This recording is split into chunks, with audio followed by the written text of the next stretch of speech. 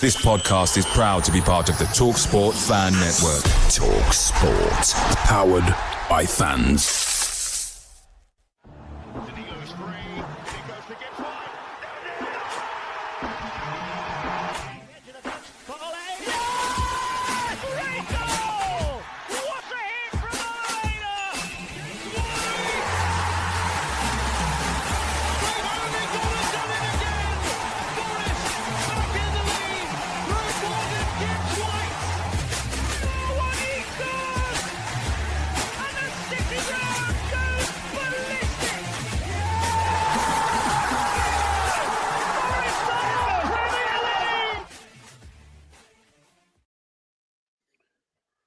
Hello and welcome to this preview edition of Red Side and Trent as we look ahead to one that, well, we're in the running now, very much so at the business end of the season, as the pod suggests. And we've got Everton at home on Saturday. So I'm delighted to be joined by Jay from Paddock Blues podcast, who seems to be our resident Everton guest these days. How you doing, Jay? You all right? Yeah, I'm good, mate. You? Good. Not too bad, thank you. Not too bad. It's been, we'll talk about Everton first and foremost. So obviously, it's been a bit of a turbulent season, maybe not the best way to sort of send the old girl away in Goodison, but it does seem as if you are now looking to sort of do it some justice with your form recently. How have you found things since David Moyes has come back into the club? Just sort of perfect again. Everything sort of seems to have just slotted in nicely. He just seems to have as well. I know there was a lot of obviously doubt by his appointment because it was the first of the freaking group, and I think people expected this big name and project. But at the time, Everton needed David Moyes, and David Moyes didn't need Everton.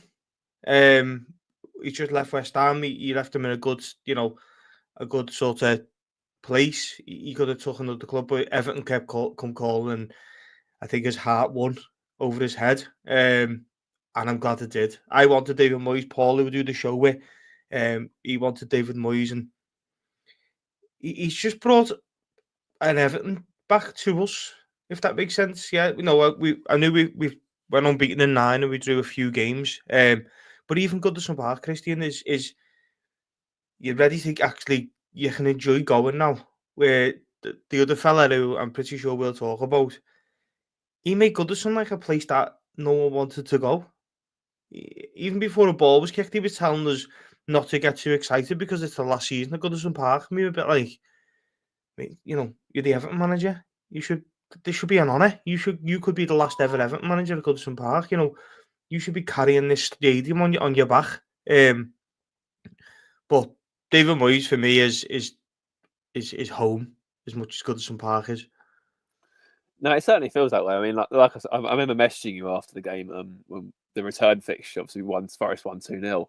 And you could just, you could just see it in the stands. Though I was saying this on our last pod, it was like going almost like being put back in time, almost other points of Forest where the fans had fallen out of love with the manager. They want him gone. They didn't like what they were seeing on the pitch. There wasn't much to connect with on the pitch. Like I think Everton's only real spark really was Iliman and Jai that day.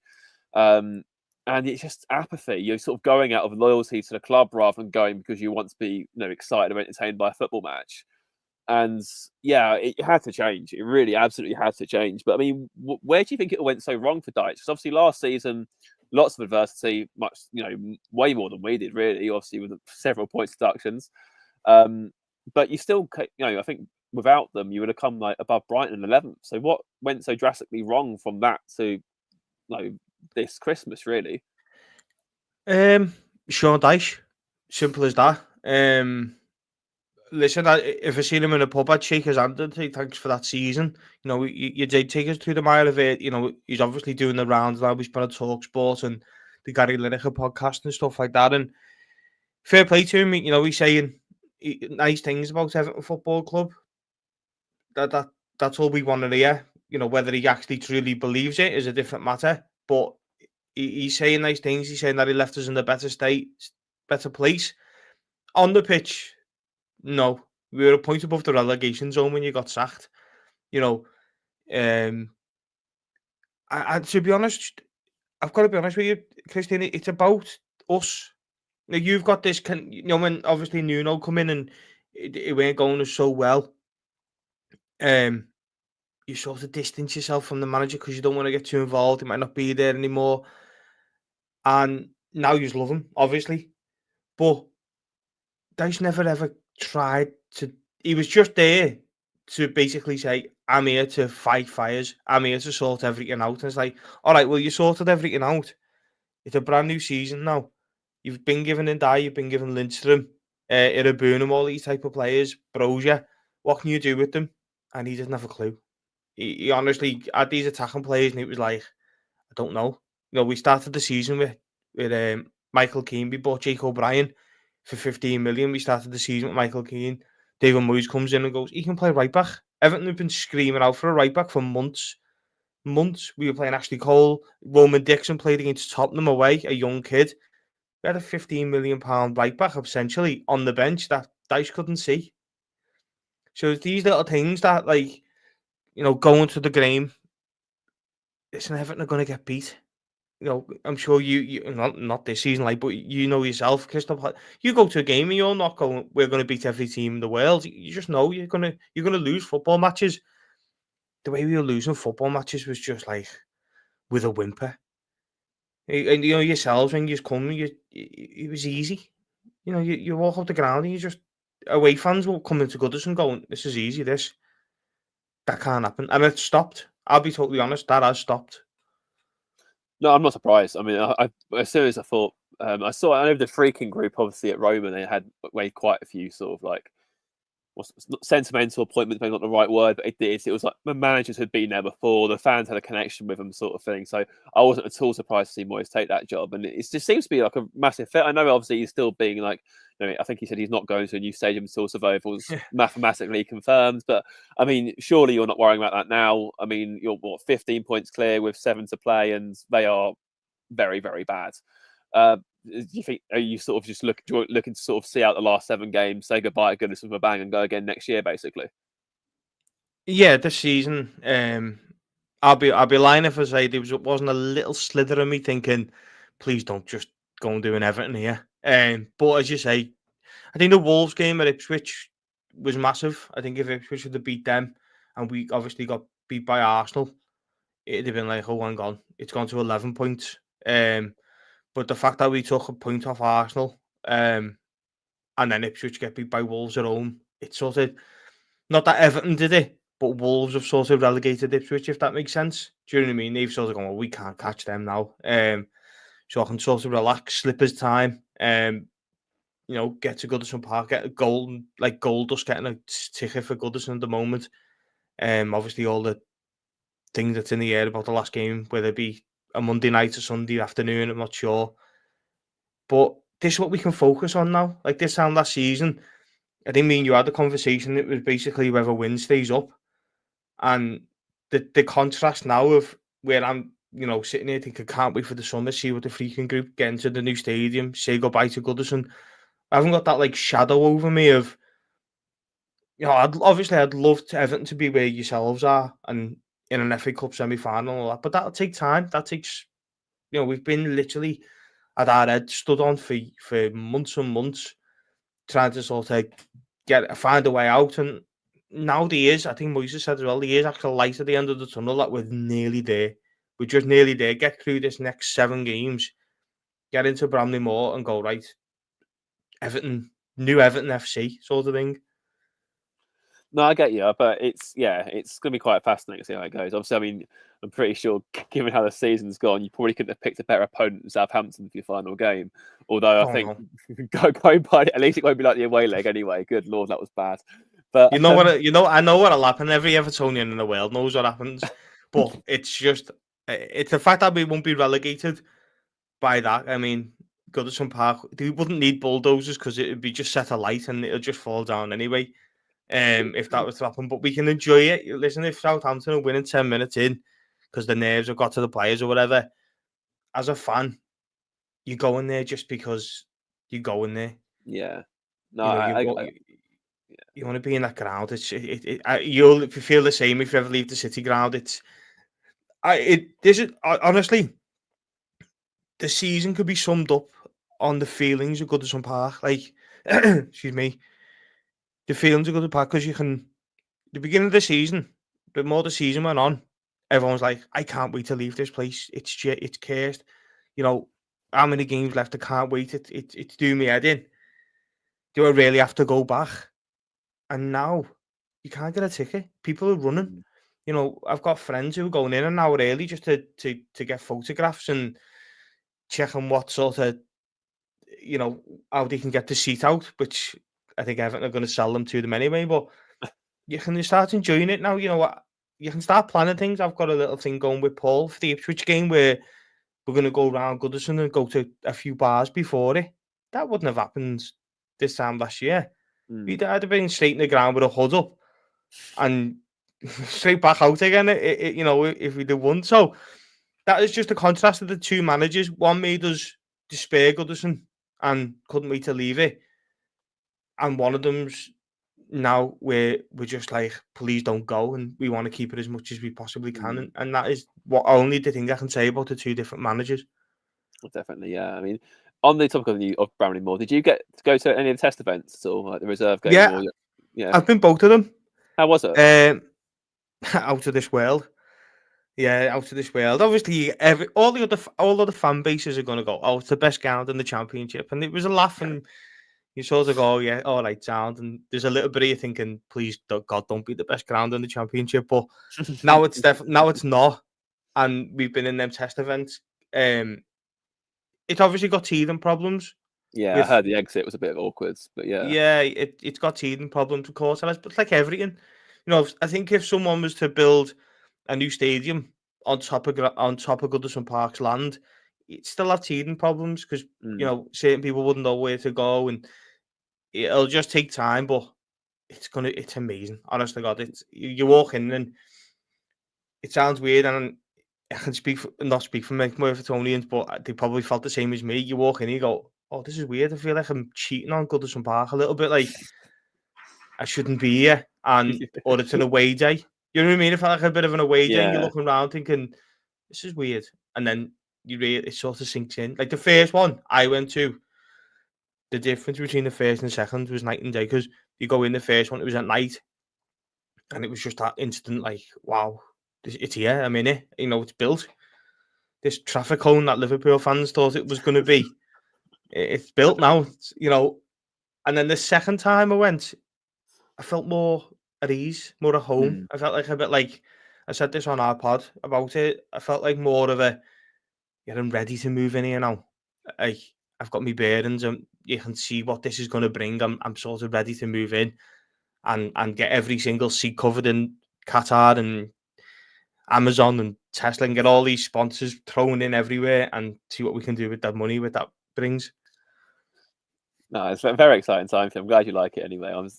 But obviously you mentioned obviously about becoming more Everton. I think that is one thing Moyes has definitely done. You become very difficult to beat. You've shown a lot of resilience as well. I mean, I'm just sort of looking through results in a bit more detail. Obviously, Brentford went a goal down, came behind. Obviously, United games, Palace obviously again sort of got back to level, found the winner. Arsenal, went a goal down, came behind. West Ham, 90th minute equaliser. So it's just like it feels like, with the exception of the odd game, namely the Bournemouth game. Obviously, Villa he was in the door like a day, was he, for Villa? So we can sort of scrub that one off. Yeah, but you've looked, it looks like a lot healthier. Looks like a lot more sort of the Everton we know. So what can Forest sort of expect from a David Moyes Everton team? As solid as a Dyche team, defensively still very strong, but I think that's purely through to the fact that, in my opinion, we've probably got one of the best young centre halves in the world, next to Tarkowski, who's just a man mountain anyway. Patterson played on the left against Arsenal because Michalenko picked an injury up in the Merseyside derby, and then obviously Jake O'Brien, who's tall, who's a big lad, and he's got pace. He has got a bit of pace about him. He's not as slow as his height or his physique would have you think. So that's first and foremost. We've got a solid back four and obviously Jordan Pickford. But then it's also going forward. Now, obviously in Dyche's back, McNeil made an appearance against Arsenal, so he's a big plus. If Everton go, as you've just been saying about the fixtures, if Forest were to score first, which isn't unlikely, Everton won't just go like under Dyche, oh no, what do we do now? It's more of a keep doing what we're doing. Let's create chances, which we will do. We will create chances. It'll be a very interesting two very good defenses against each other. But you've got like Beto, who at the beginning of the season, no one wanted to see in an Everton shirt. But now, yeah, he's missing them, but he's still getting in them chances. And especially when Dyche coming back through and McNeil, I'm interested to see how that works. But what I would expect this weekend would be more of what we've seen at the derby, where it's more of a sit back, can we get better over the top, use his pace, and then obviously bring in the likes of, which I hope he doesn't play, but he will play, Decore in. Alcaraz, can we bring Charlie Alcaraz into the game? Can we bring Ndiaye in the game, get the ball to his feet and let him run 15, 20 yards? James Garner, can he, thread the ball through? He'll probably definitely score now, won't he? I just think that if it had been like the game at Goodison, you'd obviously a team in form hadn't been beaten like so many away games and stuff like that, and it was a bit like, oh, you just know what these are going to do. But if Everton are unpredictable, if that makes sense, that's probably the best way I can put a David Moyes team. We are unpredictable, where we can go and do what we did to Leicester. I know it's Leicester, or we can go and do what we did to Palace. But even like the games we've been beat, Liverpool should never have been beat by Liverpool. That's an offside goal, better with the post. Really, Everton could have easily claimed a draw. And then the Aston Villa game, which is, as I say, he didn't even have his trackie named that with his name on it yet. So I wouldn't know. Basically, what I mean is, he keeps changing it. It's quite unpredictable what David Moyes is going to do next. Really. It's going to be a fascinating one. I think we sort of said in our pod, our preview, it was like, I can't see it being more than one goal in it, personally. I think just because of the strength of both defences, I think it'll literally be whoever scores first wins, either side. But it'll certainly be interesting to see. I mean, obviously, how have you found sort of Forest this season? I mean, last year, obviously, I don't think any of us expected us to be third in the league, for example. But what have you sort of made of our progress, and what sort of threats do we have that you're sort of concerned about going into Saturday? Threats is Morgan Gibbs-White, definitely through the middle. Everton in the last few games have looked a little bit leggy in there. I think Arsenal proved that. I think that they were sort of picking the ball up and driving through midfield, but then Idrissa Gueye in the second half sort of put the stops to that. Your wingers, your counter attack's devastating, and I think that's what Everton are. I think that's what Everton are going to have to be very wary of. It sounds like, because Everton actually haven't played against the counter-attacking team. We're more the counter-attacking team, so it'll be interesting to see who actually and what manager says, well, no, you counter-attack, you do us, and well, no, we're going to counter-attack you. It'll be interesting. Maybe just the referee stood in the ball in the middle of the pitch, but Forest, to be honest, you know what? I'm actually glad to see Forest doing what they've done, because it gives hope to us. It gives hope to the other clubs to go, you know what? It's not a closed shop. This top 6, top 4, whatever you may be. You look at Villa, Newcastle, yourselves, Bournemouth. They a chance to get in. If the recruitment's right and the manager's spot on, it can work. I use Forest all the time as my point for Sean Dyche. Nottingham Forest finished below Everton last season and had a point deduction. So what was Nuno's excuse? He hasn't had one. He's just gone away in the summer and gone, right, how can I get the best out of these players? I'm going to play a counter-attacking style of football. Have Chris Wood stand there putting the ball in the back of the net, and have 2 really good quick wingers and an attacking midfielder. And it's worked. Where Dyche was already thinking of his excuses. So for me, I'm glad to see Forest doing what they're doing, because it gives hope for others to go, you know what, if you can get it right, it can be done. No, definitely, yeah. It's. I mean, it's just been, as you imagine, a bit of a whirlwind for us. We're sort of hoping now to sort of just get these last few games and get over the line, sort of thing, because that'd be remarkable if we can get Champions League. But this is going to be a tough game for us. I mean, looking at our fixtures before last week, I think we all sort of said Villa away was our toughest game. For me personally, I think this will be our second hardest one. and then obviously we've got Palace and then a few others where it sort of eases a little bit. But just because I Yeah. think of just how resurgent Everton have been with Moyes and just how tricky they've been, resilient, etc., etc., it's going to be a tough day. And there's also the fact that even since we've been promoted, I think Everton have had a pretty good time at Forest. Obviously, drew 2-2 first season, 1-0 last year. We haven't actually lost at City Ground since 1995, so that's a bit of a good omen for you, I suppose. But obviously, you said that calling Moyes' team's a little bit difficult. But what sort of formation and personnel would you go for going into the weekend? I think me personally, I'd probably go with just what he's been doing, which is be a 4-2-3-1. It'd be Pickford. I'm not sure on Michalenko. I haven't seen whether he's back or not. I think that'll be tomorrow. If he is, he'd just probably slot in there. Oh, Nathan Patterson thought he'd done quite well against Saka and Trossard, so I wouldn't be too disheartened about that. The back two, Branthwaite, Tarkowski, O'Brien, easy. Garner Gay, James Garner, because I thought Eddie Boonen was awful against Arsenal. Never took his chance, so James Garner goes back in there. He'll pick the core. I'd like him to pick Charlie Alcaraz. And if he's got it in his legs, McNeil on one wing, Ndiaye on the left, and Beto up front. Or even, it's hard because we've got Beto, Chimiti, or Brozier, so Beto hasn't really done a lot these last couple of games to go, well, no, I need to keep playing. He could quite easily come in with Chimiti or Brozier, and I don't think there'd be too many arguments. So that number 9 position is definitely up in the air. I think he'll go for Beto personally, just to keep the rhythm of the team. But I would like to see Brozier play, maybe a few minutes before his loan spell. Otherwise, what was the point in the loan? And see if he is someone that we can maybe go in back in for in the summer and see if we can get another loan deal if he's proven in the next 7 games. That's a fair point. I mean, I noticed actually you didn't mention Calvert-Lewin's name there. Are you very much resigned to him departing? I don't know if he's healthy or not. He could, he's gone. Yeah, he's gone. He won't play again for Everton. Even if he's fit, I don't think he'll play again. And it just needs to end that now. It's dragging on for the club. It's dragging on for him. He wants money way beyond his ability, in my opinion, in many Evertonians' opinions as well.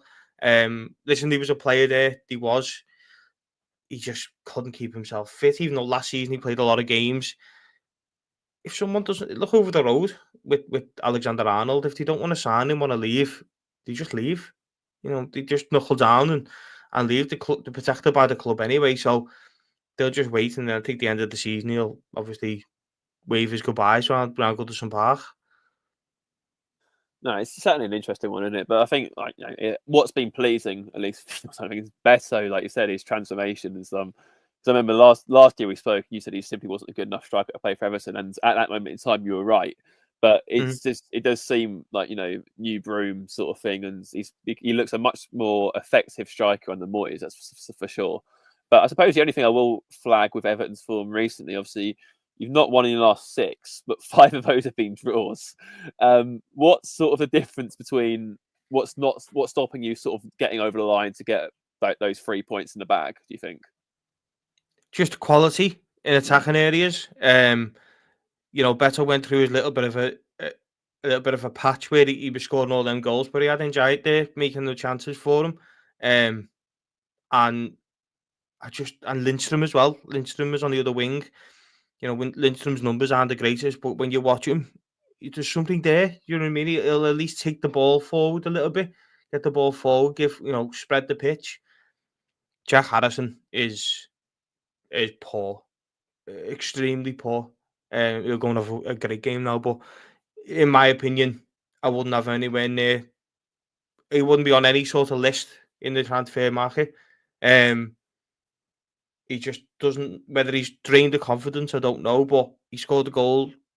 It was deflected, but he scored a goal against Wolves.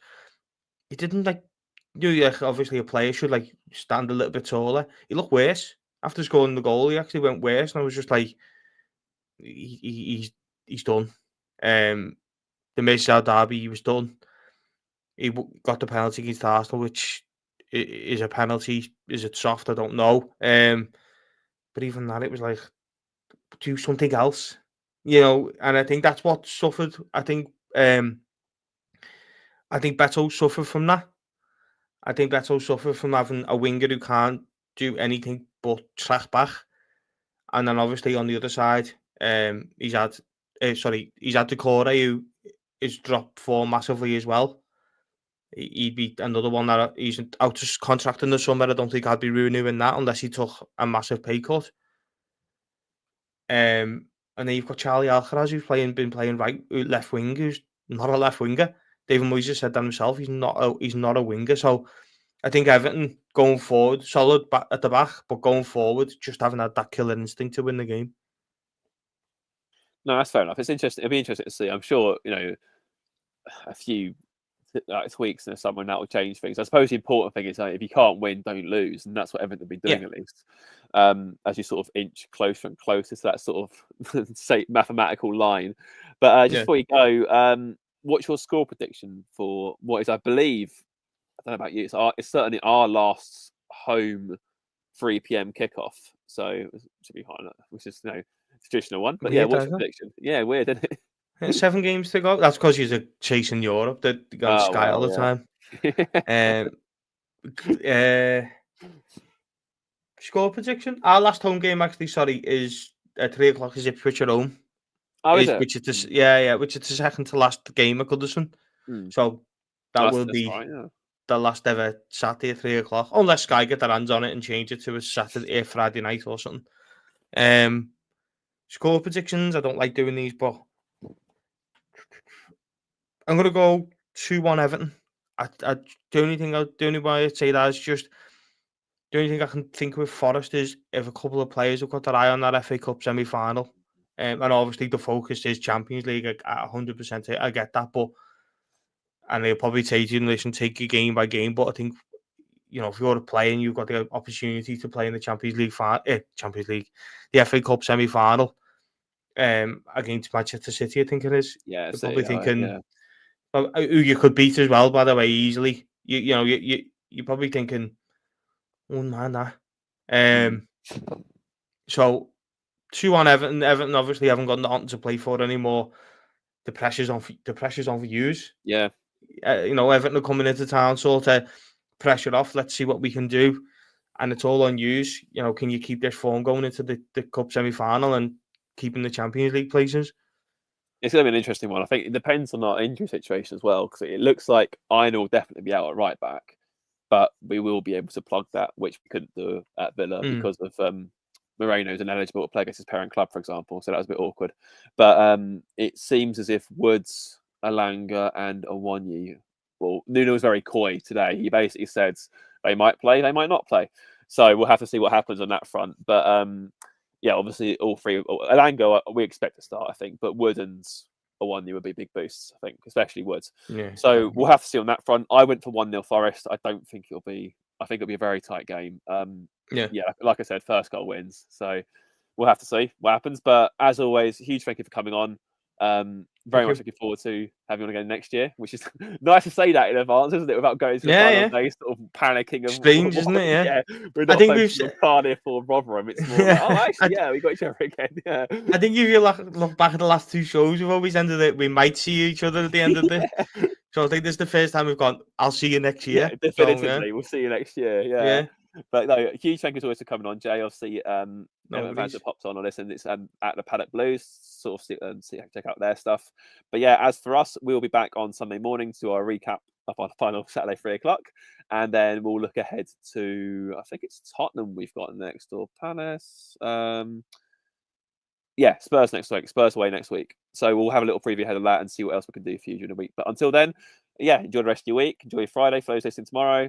And come on, you Reds.